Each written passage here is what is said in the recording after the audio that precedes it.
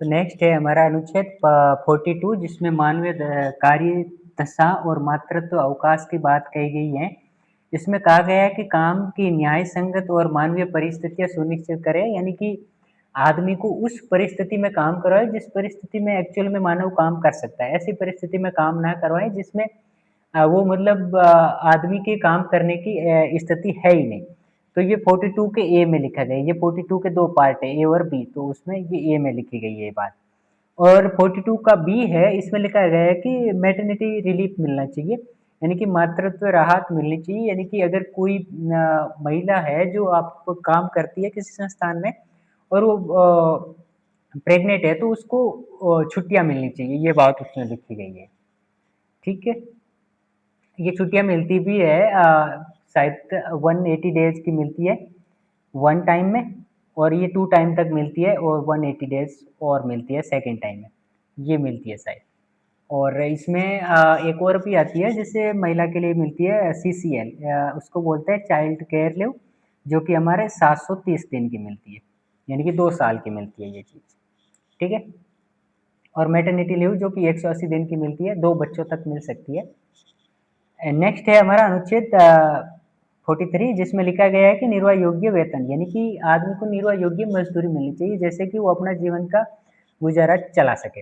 यह लिखा गया है कि राज्य सभी श्रमिकों के लिए काम और जीवन लिविंग वेज और जीवन निर्वाह योग्य वेतन, समान जनक जीवन स्तर, अवकाश, सामाजिक और सांस्कृतिक अवसर सुनिश्चित करने का प्रयास करेगा। साथ ही ग्रामीण क्षेत्रों में कुटीर उद्योगों को बढ़ावा देने की बात भी करता है। ये अनुच्छेद 43 में लिखी गई है कि अगर आप किसी से काम करवा रहे हो तो उसको जैसे वो जीवन निर्वाह कर सकता है उतना वेतन दीजिए, और सम्मानजनक जीवन स्तर दीजिए उसका, और उसको टाइम टाइम से छुट्टियां दीजिए, सामाजिक और सांस्कृतिक अवसरों में जाने के लिए भी अलाउ कीजिए। ठीक है, इसका भी पार्ट 2 है 43 का, भाग ए 43 का क्लोज ए, जिसमें लिखा गया है कि उद्योग प्रबंधन में श्रमिकों की भागीदारी, यानी कि कोई भी उद्योग है, फैक्ट्री है, उसमें सबसे ज़्यादा काम कौन करता है? श्रमिक काम करते हैं। तो उसमें श्रमिकों की क्या भागीदारी है, ये राज्य सुनिश्चित करेगा। राज्य उचित कानून तथा अन्य उपायों द्वारा उद्योग के प्रबंधन में श्रमिकों की भागीदारी सुनिश्चित करने का प्रयास करेगा। ये बात अनुच्छेद 43 के क्लोज ए में कही गई है। और ये 43 का क्लोज ए, ये क्लोज ए, क्लोज ए, क्लोज बी, क्लोज सी, ये जुड़ते हैं ना, तो ये संविधान संशोधन द्वारा जुड़ता है। तो ये 42 संविधान संशोधन है हमारा, जिसे हम मिनी संविधान या मिनी संविधान भी कहते हैं। ये है 1976 में हुआ था, इसके तहत ये 43 का ए पार्ट जोड़ा गया। नेक्स्ट है हमारा 43 का बी, जिसमें लिखा गया है सहकारी समितियों के बारे में। इसमें लिखा गया है कि सहकारी समितियां की स्वैच्छिक स्थापना और स्वायत्त कार्य प्रणाली लोकतांत्रिक नियंत्रण पेशेवर प्रबंधन को बढ़ावा देगा। ये बात जोड़ी गई है हमारे 97वां संविधान संशोधन 2011 के तहत। नेक्स्ट है जो कि बहुत ही ज्यादा जरूरी इंपॉर्टेंट है, 44 अनुच्छेद 44 कहता है कि समान नागरिक संहिता, यानी कि यूनिफॉर्म सिविल कोड की बात करता है अनुच्छेद 44, जिसमें लिखा गया है कि राज्य पूरे भारत में नागरिकों के लिए समान नागरिक संहिता सुनिश्चित करने का प्रयास करेगा। यहाँ भी परिभाषित करेगा। यह विवाह, तलाक, उत्तराधिकार आदि जैसे निजी नागरिक मामलों से संबंधित समान कानून की अवधारणा करेगा, यानी कि पूरे भारत में इन चीज़ों से लेके, जैसे विवाह है, तलाक है, किसी को उत्तराधिकारी घोषित करना या कौन उत्तराधिकारी होगा, जैसे ये निजी, ये नागरिकों के निजी मामले हैं, तो इनके लिए भी समान कानून बनाने का प्रावधान किया गया है कि राज्य कोशिश करेगा। ऐसे ये अनुच्छेद 44 में लिखा गया है ना, समान नागरिक संहिता, यानी कि यूसीसी के तहत। अगला अनुच्छेद है हमारा 45 कहता है कि बाल अवस्था की देखभाल और शिक्षा की बात कहता है इसमें कि इस राज्य प्रयास करेगा कि 6 वर्ष से कम आयु के बच्चों के लिए प्राथमिक बाल अवस्था की देखभाल और शिक्षा की व्यवस्था की जाए। इसमें ध्यान देने योग्य बात यह है कि पहले आर्टिकल 45 में 14 वर्ष तक के बच्चों के निःशुल्क और अनिवार्य शिक्षा का लक्ष्य था, लेकिन 86वें संविधान संशोधन 2002 के तहत इसे अनुच्छेद 21 में भेज दिया गया। यानी कि 6 से 14 वर्ष के बच्चों की शिक्षा की बात हम अनुच्छेद 21 के ए के तहत करते हैं, और 6 वर्ष से कम आयु वाले बच्चों की शिक्षा की बात हम अनुच्छेद 45 में करते हैं। ये डिफरेंस आपको समझ में आया? क्या डिफरेंस है? 45 नीति निर्देशक तत्व है और 21 राज्य का मौलिक अधिकार है। 45 में ये कहा गया है कि 6 वर्ष के बच्चों को, 6 वर्ष तक के बच्चों मतलब 6 वर्ष से कम वाले आयु के बच्चों के लिए शिक्षा और उनके देखभाल की बात कही गई है, लेकिन 6 से 14 वर्ष के बच्चों के अनिवार्य शिक्षा की बात 21 के एक क्लॉज में की गई, जो कि 86 कॉन्स्टिट्यूशन अमेंडमेंट 2002 के तहत जोड़ा गया। नेक्स्ट है हमारे पास अनुच्छेद 46, इसमें SC ST और कमजोर वर्ग के हितों की रक्षा की गई है, रक्षा की बात की गई है, जिसमें कमजोर वर्ग विशेषकर SC ST के शैक्षिक और आर्थिक हितों को बढ़ावा देगा और उन्हें सामाजिक अन्याय और शोषण से बचाए। ठीक, ये बात करता है SC ST और कमजोर वर्ग के हितों की रक्षा की। नेक्स्ट है हमारा अनुच्छेद 47, जिसमें लिखा गया पोषण और जीवन स्तर और स्वास्थ्य के बारे में, जिसमें राज्य का कर्तव्य होगा कि पोषण स्तर को बढ़ाए, जीवन स्तर को बढ़ाए और सामाजिक स्वास्थ्य में सुधार करे।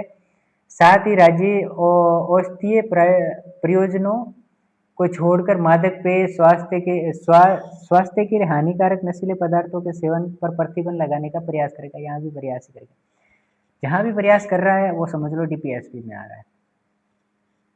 नेक्स्ट है हमारे पास अनुच्छेद 48, जिसमें लिखा गया कृषि और पशुपालन, जिसमें राज्य कृषि और पशुपालन को आधुनिक और वैज्ञानिक आधार पर संगठित करेगा, नस्लों में संरक्षण और सुधार का प्रयास करेगा, गाय, बछड़ों तथा अन्य दुधारू और भारवाही पशुओं के वध पर रोक लगाने के लिए कदम उठाएगा। ये लिखी गई है अनुच्छेद 48 के तहत, जिसमें लिखा गया है कि गाय, बछड़ों और अन्य दुधारू पशुओं जो भार उठाते हैं वो वाले पशु, उन सब की वध करते हैं लोग, तो उस पर रोक लगाएगा, मतलब लगाएगा, प्रयास करेगा इसका भी। ठीक है, नेक्स्ट है हमारा अनुच्छेद 48 का ए। अनुच्छेद 48 का ए हमें कहता है कि पर्यावरण संरक्षण कीजिए आप, जिसमें राज्य पर्यावरण की रक्षा और सुधार का कार्य करेगा, वनों और वन्य जीवों की रक्षा करेगा। अनुच्छेद मतलब कॉन्स्टिट्यूशन अमेंडमेंट 42 1976 द्वारा जोड़ा गया है। ये बात भी संबंधित फंडामेंटल ड्यूटी क्या है कि 51 का ए का जी, ये फंडामेंटल ड्यूटी मौलिक कर्तव्य के तहत आता है कि 51 का ए में मौलिक कर्तव्य की चर्चा की गई। उसके जी पार्ट में नागरिकों का कर्तव्य होगा कि वो पर्यावरण की रक्षा करें, जिसमें ये ड्यूटी किसकी है? 48 के ए में ये स्टेट की ड्यूटी है और 51 के ए के जी में ये सिटीजन की ड्यूटी है। तो यानी कि ये दोनों ड्यूटी के तहत आता है कि पर्यावरण की रक्षा करे ना करे ये हम पे है, पर करनी चाहिए बस। नेक्स्ट है हमारा अनुच्छेद 49, जिसमें राष्ट्रीय महत्व के स्मारकों की रक्षा की बात कही गई कि राज्य उन स्मारकों, स्थानों और वस्तुओं की रक्षा करेगा जिन्हें संसद द्वारा राष्ट्रीय महत्व का घोषित किया गया है, तो उनकी रक्षा करने का जिम्मा राज्य के पास है। नेक्स्ट है हमारे पास अनुच्छेद 50, जिसमें न्यायपालिका और कार्यपालिका को अलग किया गया है। न्यायपालिका और कार्यपालिका को अलग करने की बात कही गई है। न्यायपालिका को कार्यपालिका से अलग करने के लिए कदम उठाएगा, न्यायपालिका की स्वतंत्रता सुनिश्चित करेगा। तो इसमें हम ऐसे भी याद कर सकते हैं, ये अलग अलग कर रहा है, मतलब अलग अलग कर रहा है, हम मान लें तो 50-50 कर रहा है, तो किस अनुच्छेद में? 50 में। ठीक,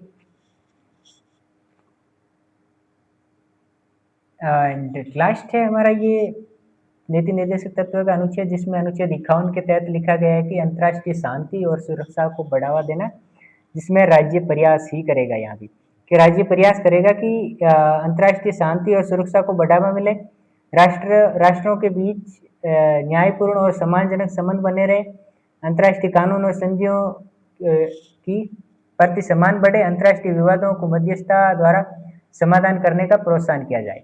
ये सारी चीजें अनुच्छेद 51 के तहत लिखी। आप ये याद करो तो अच्छी बात है कि क्लोज भी याद कर लो, बाकी क्लोज याद ना करो तो भी चलेगा, क्योंकि ऐसा इतना डीप में पूछता नहीं है। वैसे पूछेगा भी क्या है, इसमें है कि ये नॉलेज होना चाहिए, बस इतना है नहीं कि क्लोज वाइज याद होने चाहिए। तो अंतर्राष्ट्रीय शांति और सुरक्षा की बात अनुच्छेद 51 में कही गई है। अब हम देखते हैं, देख चुके हम क्या क्या देख चुके हैं। अनुच्छेद 36 से 51 तक हम सारी बातें पढ़ चुके हैं, जिसमें और एक्स्ट्रा बात जो हमारी स्टेटमेंट से रिलेटेड बात हो, सारे क्लोज की बात हो, कौन सा क्लोज कौन से संविधान संशोधन द्वारा जोड़ा गया है, ये बात भी हम पढ़ चुके हैं। ये आगे और भी बताऊंगा मैं आपको। तो ये सारी बातें तो हम पढ़ चुके हैं इसके अनुच्छेद। तो अब अनुच्छेद 51 से 36 तक बीच में जो भी अनुच्छेद आएगा तो आपको उसको राज्य का नीति निर्देशक तत्व समझ कर ही आंसर देना है। इसमें भी आपको काफी हेल्प मिलेगी क्योंकि राज्य के नीति निर्देशक तत्व राज्य का कर्तव्य है, कोई फंडामेंटल राइट्स नहीं है हमारा, तो उस हिसाब से आप उसको भी टैकल कर सकते हैं। इसमें लिखा गया है, मैंने अलग किया है कि जो ज़्यादातर एग्जाम में पूछे जाते हैं वो कौन कौन से अनुच्छेद है। जिसमें 39 का डी हमने बात की थी, समान कार्य के लिए समान वेतन वाले, और 39 का ए जो कि निःशुल्क कानूनी सहायता देता है, और 40 जो कि हमारा ग्राम पंचायत का है, 43 का ए जिसमें उद्योग प्रबंधन में श्रमिकों की भागीदारी, 43 का बी जिसमें सहकारी समितियां थी, 44 था हमारा यूसीसी समान नागरिक संहिता, और 45 था जिसमें 6 वर्ष से कम के बच्चों के लिए शिक्षा, 46 में SC ST कमजोर वर्ग वाली बात कही गई थी, 47 में पोषण और जीवन सार्वजनिक स्वास्थ्य की बात की गई थी, 48 के ए में हमने पर्यावरण की बात की थी, 50 में कार्यपालिका और न्यायपालिका को अलग किया था, और 51 में अंतर्राष्ट्रीय शांति। यानी कि ये अनुच्छेद है जो कि आपको वनडे एग्जाम के लिए तो ये तो कंटेस्ट होने ही चाहिए। देखिए वनडे एग्जाम में मैक्सिमम ये पूछे जाते हैं, ऐसा नहीं है कि बाकी के नहीं पूछे, बाकी के भी पूछे जाते हैं, पर बाकी के अगर आप तुम याद ना करो 36 से 51 तक, तो ये तो आपको याद होने ही चाहिए, ये बहुत ही जरूरी है। यानी कि ये आप मान के चलो कि आप एग्जाम में बैठे तो ये अगर आपके सामने आ गए ना तो 99% बंदे ये सही करके आएंगे, तो ये आपको भी सही करना। नेक्स्ट मैंने एक क्वेश्चन लिया है, क्वेश्चन है कि डीपीएसपी की गैर न्याय संगत प्रकृति का अर्थ है यह है कि उनका संवैधानिक महत्व मौलिक अधिकारों से कम है। स्टेटमेंट फर्स्ट ये कहता है। स्टेटमेंट सेकंड है कि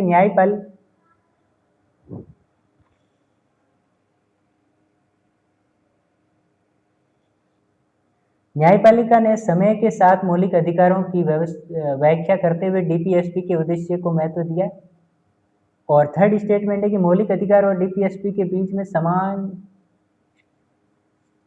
सामंजस्यपूर्ण संतुलन संविधान की मूल संरचना की समझ का महत्व का हिस्सा है।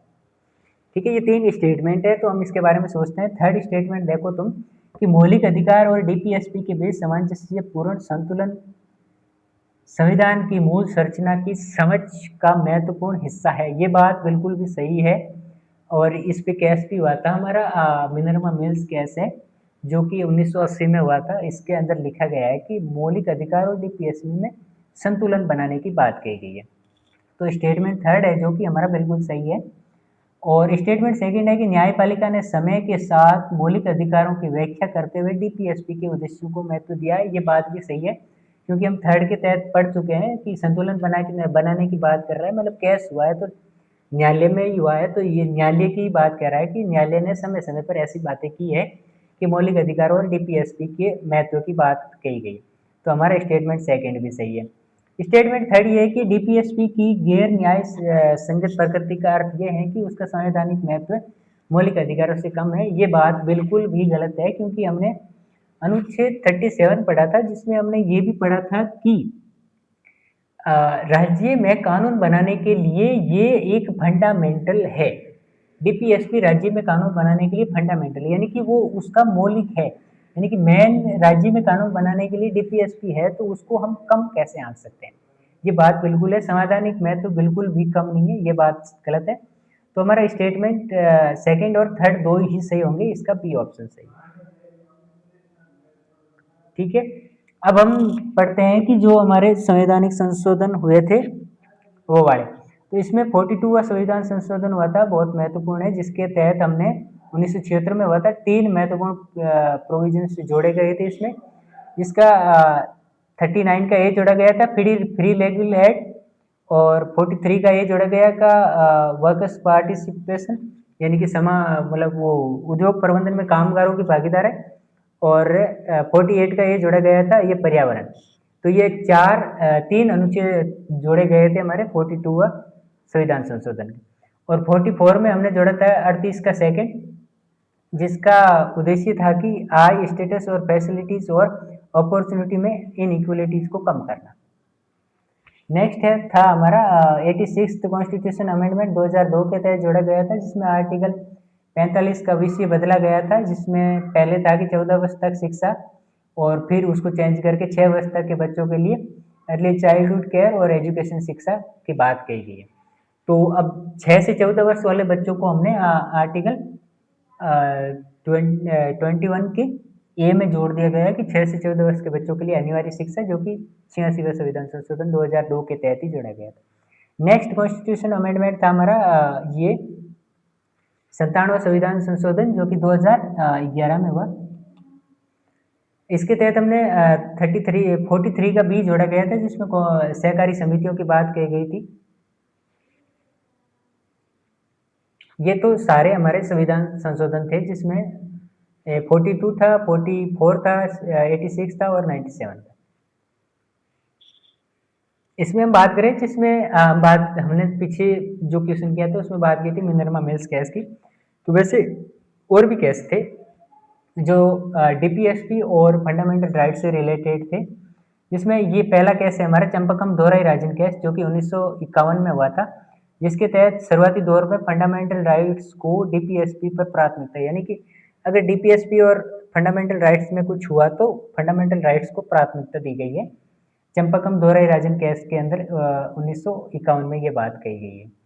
नेक्स्ट केस था हमारा केशवानंद भारती केस, जो 1973 में हुआ था, जिसमें कॉन्स्टिट्यूशन की बेसिक स्ट्रक्चर को डॉक्ट्राइन नहीं कह सकते, यानी कि आप कॉन्स्टिट्यूशन यानी कि संविधान के बेसिक जो भाग था हमारा उसको चेंज नहीं कर सकते, बाकी आप कुछ भी चेंज कर लो चाहे। ये केशवानंद भारती केस 1973 में कही गई। नेक्स्ट केस था हमारा मिनर्वा मिल्स केस था 1980 का, जिसमें फंडामेंटल राइट्स और डीपीएसपी के बीच में बैलेंस बनाने की बात कही गई। ठीक है, तो हमने सारी चीज़ें पढ़ ली है जो कि हमारी डीपीएसपी और फंडामेंटल राइट से जो भी रिलेटेड थी, जो सारे केस थे, ये 3 केस थे, तीनों केस हमने पढ़ लिए। आपको इन केसों में क्या लिखा है और कौन कब हुए थे ये वो याद रखना है। चंपकम दोराई राजन 1951 में हुआ था, जिसमें कहा गया है कि फंडामेंटल राइट्स है जो कि डीपीएसपी से ऊपर है। केशवानंद भारती ने कहा कि आप कुछ भी चेंज करो चाहे, लेकिन कॉन्स्टिट्यूशन का बेसिक स्ट्रक्चर चेंज नहीं होना चाहिए। और मिनर्वा मिल्स पे कहा गया है कि भाई दोनों को बैलेंस ही कर लो, अब जो कुछ इतना कर ही रहे तो 1980 की बात है ये। और सारे कॉन्स्टिट्यूशन अमेंडमेंट भी देख लिए जो कि इससे संबंधित थे। ठीक, नेक्स्ट हमारा होगा पार्ट 4 का ये, जिसमें हम मौलिक कर्तव्यों के बारे में पढ़ेंगे। तब तक के लिए बाय, पढ़ते रहिए मस्त मलंग होके। और अगर पसंद आए वीडियो तो चैनल को शेयर, सब्सक्राइब एंड कमेंट कर दीजिए, अच्छा सा या बुरा सा जो भी। बाय।